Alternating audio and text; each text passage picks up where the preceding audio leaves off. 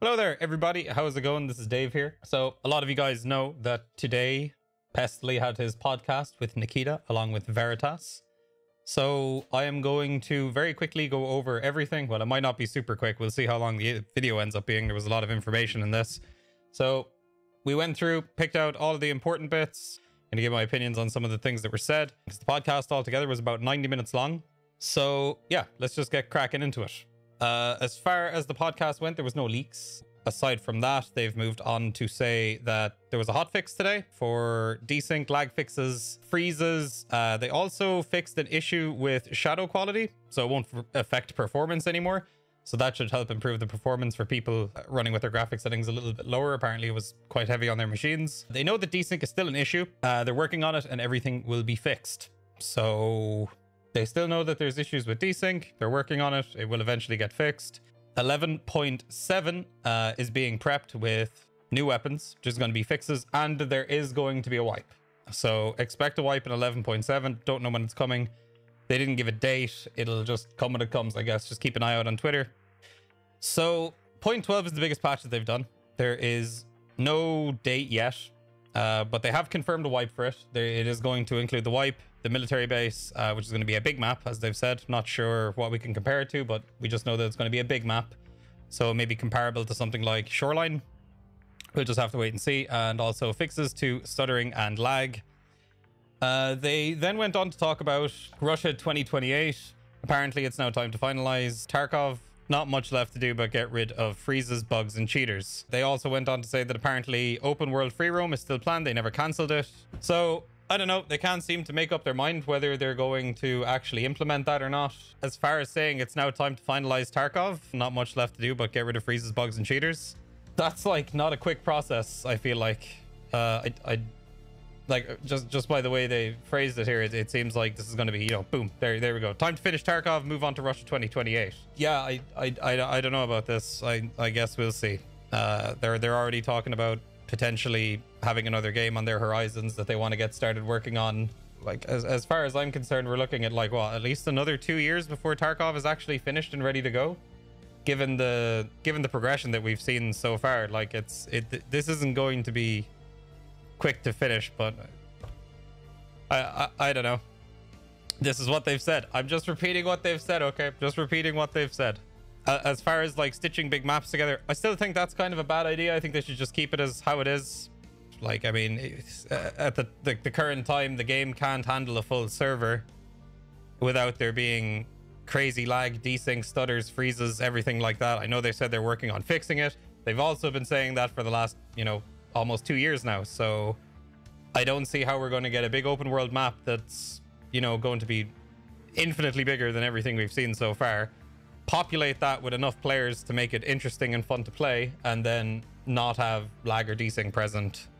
So planned before raid cinematics to make the story more consistent. The story cinematics will not be in game. It will be more about the single player experience and characters. This is a big project for them. They have lots of great expectations for Unity 2018. Graphics are getting polished and updated. Quality will improve massively. Nikita doesn't like the current graphics. They will be improved on release. So I don't know how long we're going to have to wait for that. I guess we'll see. But he's apparently not happy with the current graphics of EFT. I think the graphics are fine, honestly. I don't really know what to make of this, but I'm just going to go through it and you guys can just let me know your opinions on it after, you know, you're done finished watching this or whatever. But as far as testing goes, they have a small team of professional testers. Everything has a test and approval phase. Then afterwards, they test with the employees rather than the pro testers. So they play the game like everyone else, test the features out. After 11.5 with playtesting, they discovered 202 bugs. 11.5 wasn't finished when they released it, but they pushed it unfinished as bugs kept appearing. Players are the third set of testers. Nikita says that all players have the job of testing. Ask you to send in bug reports, the most efficient testing process for them. He reiterated that this is a beta and people need to test and file bug reports. They need help. So they have a small team of professional testers. For me personally, I'd love to know who they are and what exactly they've been testing every time a new patch comes out, because it's never going to be the same as when the patch is live, because there's going to be tons of people playing on it. Like, what they really need to do is introduce like an artificial load to the server that would simulate the average player count playing on those servers. Because if you're just playing on like a special box, like a dedicated box at BSG, to where it's only the testers and only the, you know, the other employees that are playing it with them, playing on it, you're never going to be able to test it correctly. I don't know what their circumstances are for testing within the company, but like almost every time they've said, oh, we've played this, it feels great. And then it launches and it's shit. Or it's just like a tiny little bit better, but like all the other crap that we always complain about is still prevalent. I could rant about this all day. We're just going to move on to the next point.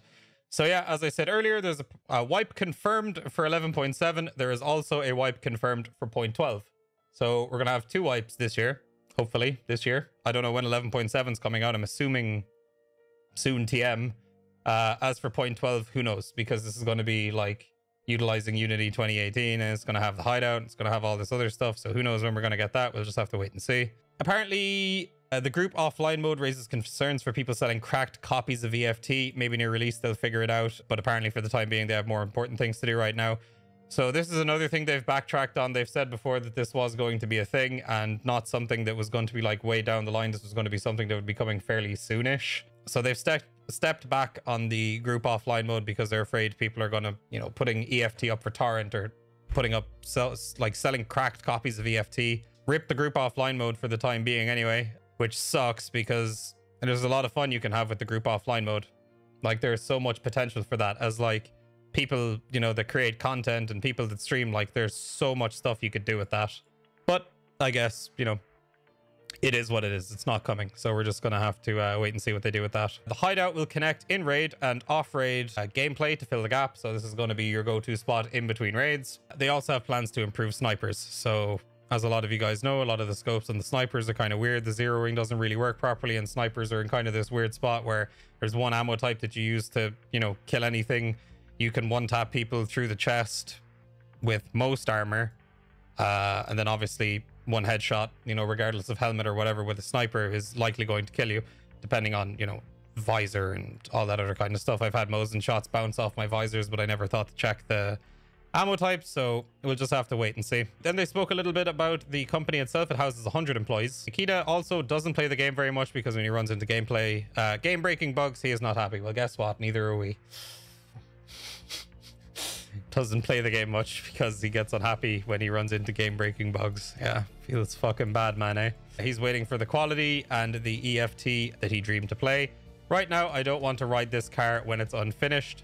Yeah, no, fair enough. I get you. If I was you, I probably wouldn't play it either.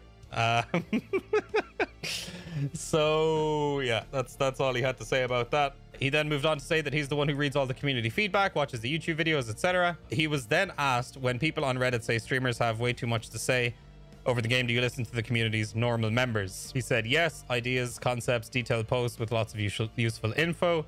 We look at them even if it's not a content creator. That being said, they've said they love streamers. They play hundreds of hours, if not thousands of hours, and see things most casual players don't because we're the ultimate playtesters. So fair enough, I guess. Pretty valid point. Oh yeah, one thing I skimmed over here. They may implement a firing range in the hideout, which would be nice for testing weapons and stuff like that. With regard to the streamers as well, you test and provide ideas. 80% of your ideas are useful, such as the quest feedback. They've already implemented new ideas from the quest feedback from streamers. Current significant performance issues and memory leak issues. Says they fucked something up. No need to post angry posts on Reddit. We know and we're trying to fix it. They're also still working on the anti-cheat. So there was no comment on outsourcing it when he was asked directly by Pestily about this. Talks briefly about the in-house anti-cheat and it'll be updated in 0.12. Again, this is not good enough. Like, this is like, it's fucking, it's fucked. It's fucked. It's really fucked. There is a lot of people cheating in Tarkov right now. I have seen so many clips.